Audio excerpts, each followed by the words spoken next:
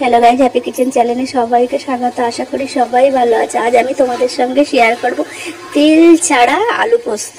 প্রথমে এখানে আমি আলুগুলোকে কেটে ধুয়ে নিয়েছি, তারপর 1 চামচ বাটার ও হলুদ নুন দিয়ে আলুগুলোকে ভেজে লাল করে দিয়েছি ও 1 চামচ চিনি দিয়েছি, দিয়ে ভালো করে আলুগুলোকে ভেজে নিয়েছি। তারপর এখানে তেজপাতা, এলাচ, লবঙ্গ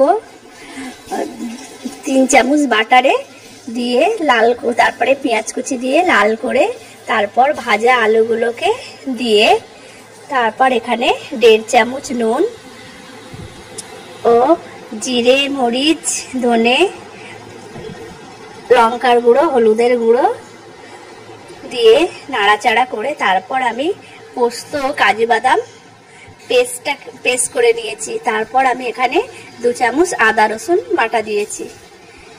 আদা রসুন বাটা দিয়ে তারপর পেস্ট করা মশলাটাকে ঢেলে দেব।